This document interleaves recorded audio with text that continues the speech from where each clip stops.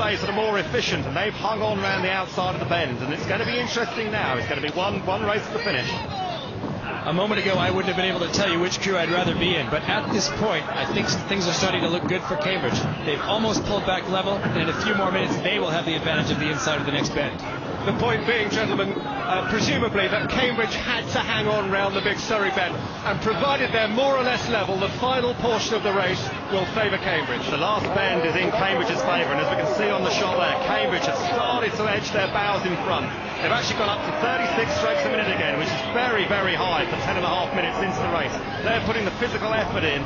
I could have pre-planned move, or whether it was a called race move, but they've started to edge their bows in front, and this is a big psychological moment for Oxford, because they've done their tactics exceptionally well, but they're maybe not quite in the advantage they would have hoped for, because Oxford now are going to be on the back foot and are going to have to use the last part of their bend. Up to and beyond the Chiswick steps. The leaders at this point almost always turn out to be the winners. Oxford have twice since the turn of this century, though, turned the deficit at Chiswick steps into victory. Cambridge haven't achieved that since 1961. There was 0.3 of a second between the crews at the Chiswick steps. Cambridge still pushing 36, 37 strokes a minute. That's very high. They've been rowing for over 10 minutes. These guys, they might look smooth, but they're feeling very tired. At this point, things are actually looking quite good for Cambridge. Look ahead down the course. This bend of Oxford's advantage is almost over. Nick Brodie is calling his crew to break them. He's really calling now for a hard push from his crew. Yeah, it's going to hurt. They're going to have to make the advantage of this last part of their Surrey bend count, because by the time they get to that balloon on the right-hand side, the bend starts to work in Cambridge's favour, and it's going to be very tough around the outside. The Surrey bend just about behind them. Oxford's advantage has been used, and Cambridge have a lead, and it starts to look promising for those in light blue. Now the straight sprint for Barnesbridge. What advantage the river still has to offer, it offers to those big Germans at the front of your picture there, with Kieran West behind them, and Tom James, the president, how he needs this. Kieran West actually in the crew there talking. You could hear him say, come on, this is it. And now you can see that the crew is starting to take confidence from their position. That Cambridge boat is starting to row a little bit longer and a little bit better. Yeah, Cambridge are starting to show their class here. When they were under pressure, they weren't rowing their best. Now they've got Oxford's in their sights. They're lengthening out. They're looking quite good here. Surge along Corney Reach, past Duke's Meadows and up to the bandstand. Mother Nature today has chosen to be at her kindest. Far from the bumping, boring, bucking bronco waves of last year, today the river is a veritable shirt front, barely a crease on it. The quicker crew should win, and the shape of the race now suggests that the quicker crew, as anticipated, ultimately will be Cambridge.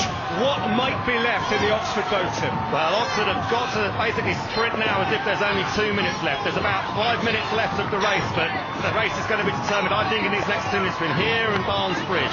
Very tight bend, but if Oxford can get themselves to overlap when the bend comes and take that bend tight, they can still disrupt Cambridge.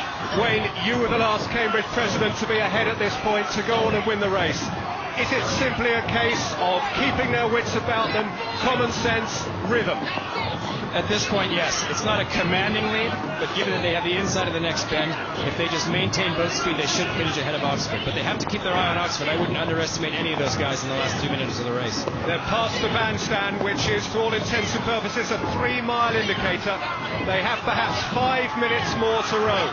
The first glimpse of Barnesbridge represents a gloriously welcome sight for the leading Cox. Her first confirmation that she is towards journey's end, that she and those who rowed for her have only to hold what they have now. For the leading crew, the uplifting view is of those trailing, and for those trailing, all they see now is the water and the lengthening shadow of probable defeat. Oxford have started to sprint. It's as if they heard the commentary, and actually they've gone up to nearly 40 strokes a minute to actually try and pull back that deficit. They've realised they can't wait until the last minute to sprint. They're going to have to sprint now, and there's still the 4 minutes to go. It's a big gamble, but it's one they're going to have to try and take. We can get down to James Cracknell on the river. How are you reading it, James? Is it Cambridge's race? Yeah, it was about 2 minutes ago. 2 minutes ago, Cambridge's blade works looking very sharp. Oxford looking very scrappy, and they're really struggling now. It's just to be a case of damage limitation for Oxford. I think Cambridge are really going to lay it into them now. Barnes Railway Bridge has been shot through its central span. 3/4 of a mile to go. One mild Middlesex bend. Oxford have it all to do. It is going to be Rebecca Dalbiggin's race. And they respond to her. Every race since the war, bar one, has been won by the leaders at Barnes Bridge. Concentration despite fatigue, consistency of stroke at the limit of their endurance, just holding on now.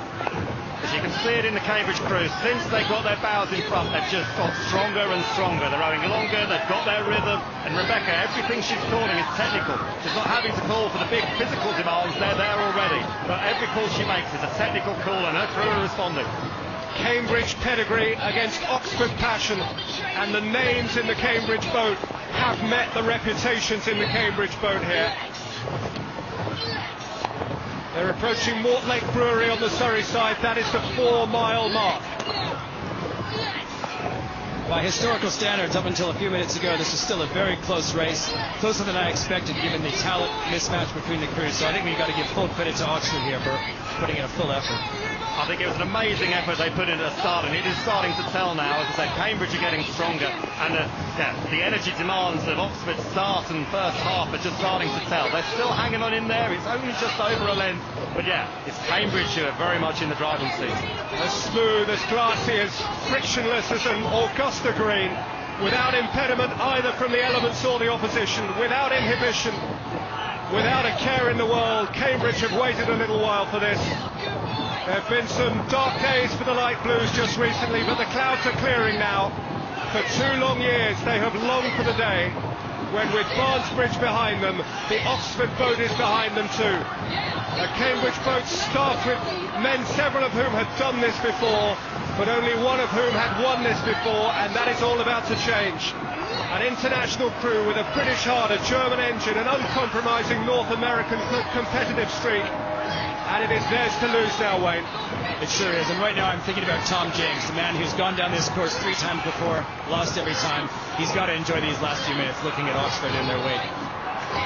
It is perhaps more than anyone else's day, Tom James's day. Until now, few have invested more than him in this race for such little return. This time they have refused to lose. This time they did get it right on the day. This time Cambridge are insisting that it should be them. They are getting their way, unflinching, resilient, driven. 2007 is the year the Light Blues bit back. It is Cambridge.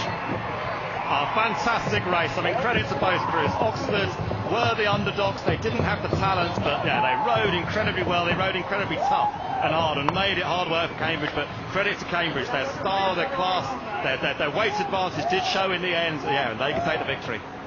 The Oxford spell has been broken. What a wonderful sight, though, this must be for Cambridge's ebullient coach Duncan Holland, whose debut dreams were dashed in the waves and weather of 2006, but who in 2007 can choose mentally to frame this image and stick it on the mantelpiece of his life. After successive bitter defeats, a sweet-tasting success, sweetest of all for the president Tom James. He moves from serial boat race competitor to boat race winner. Kieran West signs off with a win. The Germans Schulter and Engelmann have been overdue this feeling. And for Kit McDaniel, the Canadian who moved from one end of the boat to the other, a sporting sensation right at the other end of the scale.